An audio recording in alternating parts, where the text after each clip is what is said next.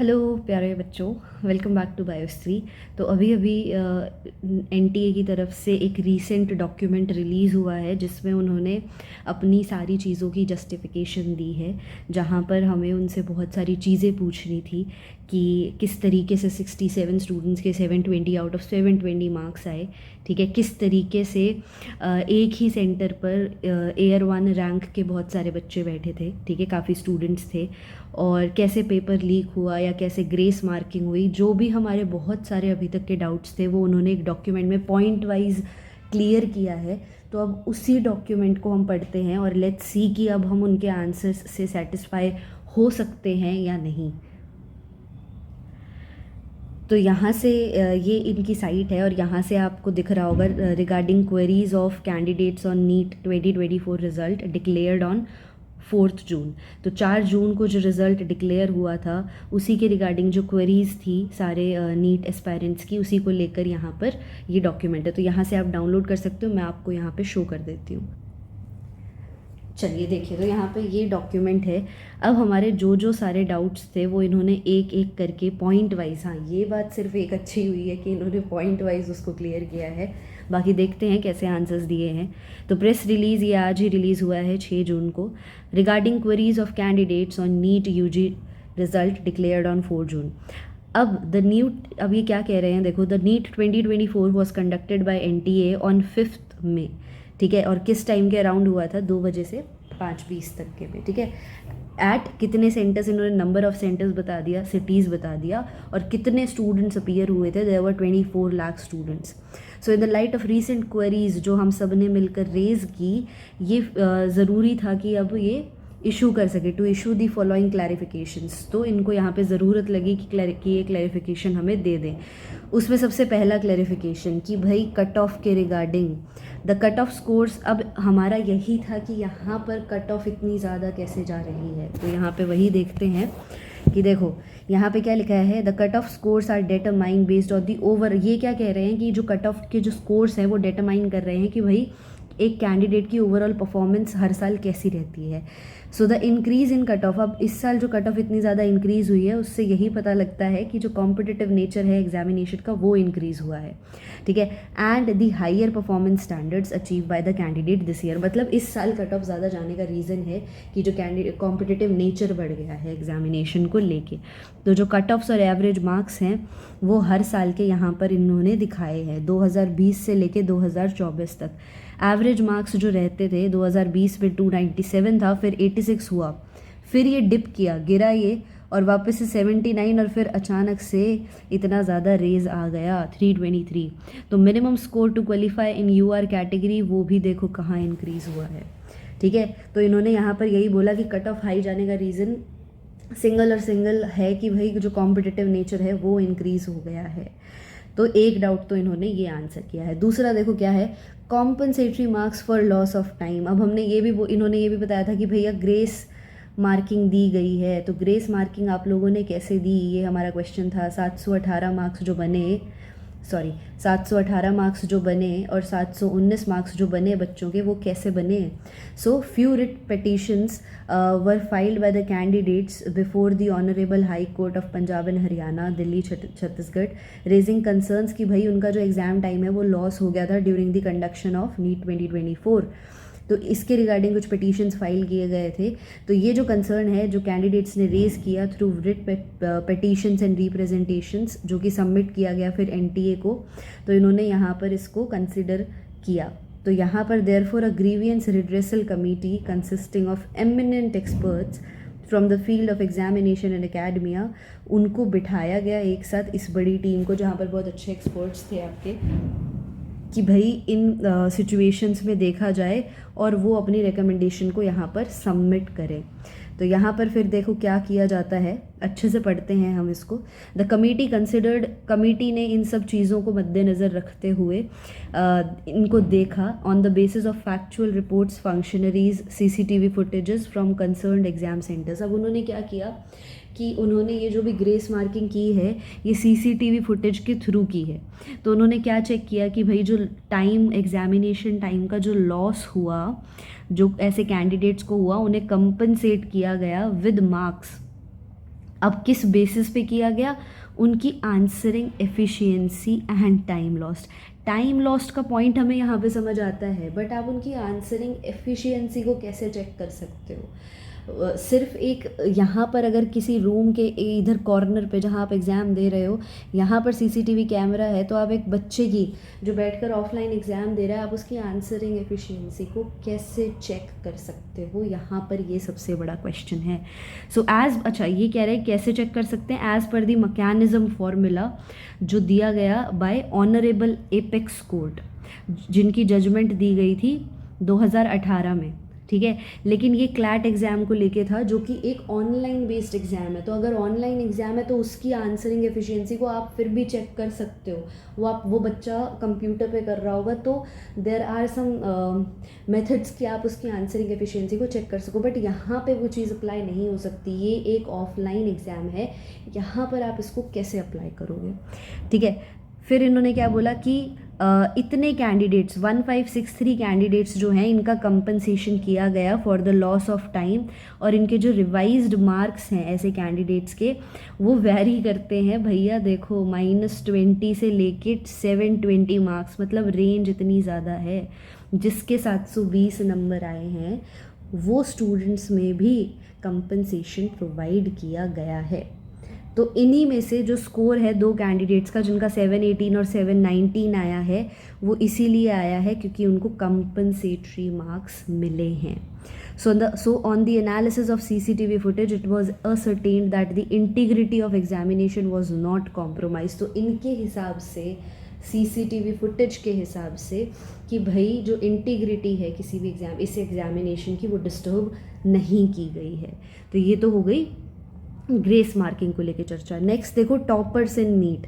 अब जो number of candidates जो 2023 में अपीयर हुए थे वो थे अराउंड इतने lakh, 20 lakh. While the number of candidates जो 2024 में हुए वो हमारे 23,000 से थोड़े ज़्यादा हुए, ठीक है। तो ये जो इंक्रीज़ आया कैंडिडेट्स में, इसी की वजह से हाई स्कोर्स आ गए due to larger pool of candidates. मतलब पहले कैंडिडेट्स कम थे तो जो स्कोर था वो आपका कम चल रहा था, लेकिन जैसे ही कैंडिडेट्स आपके बहुत ज़्यादा हो गए तो भैया आपका स्कोर भी ज़्यादा हो गया। So NTA received 13,373 challenges to their answer key. Physics में एक क्वेश्चन था, फिज़िक्स में देयर वाज वन क्वेश्चन जिसको लेकर बहुत सारे चैलेंजेस इनको रिसीव हुए। अब ये क्यों था? क्योंकि due to difference in old and new edition of NCERT, ठीक है। तो सब्जेक्ट मैटर एक्सपर्ट जो हैं उन्होंने दो ऑप्शंस रखे और उन दोनों को करेक्ट बताया गया, ठीक है। B taken as correct in place of one. तो मतलब पहले जो इसका एक करेक्ट आंसर था, इन्होंने फिर ये डिसाइड किया कि अब ये दोनों ही इसके करेक्ट आंसर हैं।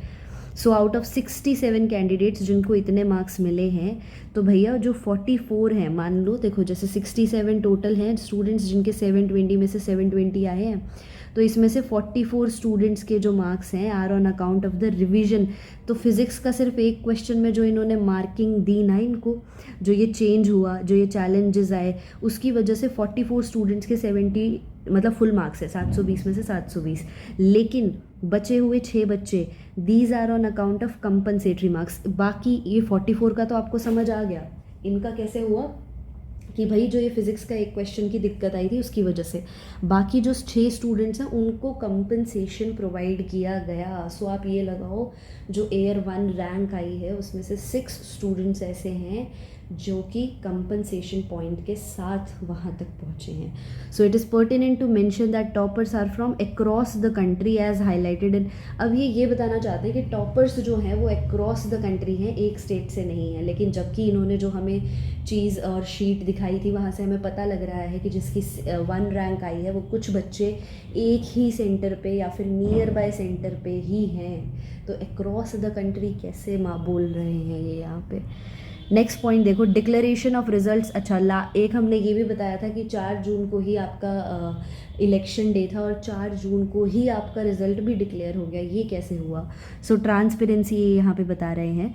सो एज पर प्रैक्टिस जो रिजल्ट आता है एनटीए एग्जामिनेशन का, जिसमें नीट यूजी है, is declared at the earliest on the completion of necessary checks in the result. तो जैसे ही जो नेसेसरी चेक्स हैं, जो ज़रूरी चीज़ें हैं जो चेक करना, वो होते ही जो एनटीए है वो अपना रिज़ल्ट डिक्लेयर कर देता है पोस्ट द आंसर की चैलेंज पीरियड। तो आंसर की चैलेंज पीरियड पूरा होते ही जो NTA है ये अपनी रिज़ल्ट को पब्लिश कर देता है। So it manage to declare the results of about 23 lakh students. एक ही महीने के अंदर इन्होंने 23 लाख स्टूडेंट्स का रिज़ल्ट डिक्लेयर कर दिया। जो रिज़ल्ट JEE मेन 2024 सेशन 1 का था वो 11 दिन में डिक्लेयर हुआ था, सेशन 2 का जो है वो 15 दिन में हो गया था। तो जो नीट का रिज़ल्ट है has been processed as per दी, जो इनका प्रोसीजर है उसी के हिसाब से इन्होंने रिज़ल्ट को प्रोसेस किया है और डिक्लेयर किया है। तो यहाँ पे तो ये अपने आप को फुली ट्रांसपेरेंट बता रहे हैं कि ये शुरू से ही ट्रांसपेरेंट रहे हैं और इन्होंने इसी तरीके से एक महीने के अंदर अंदर ये जो रिज़ल्ट है ये आपका पब्लिश कर दिया गया है।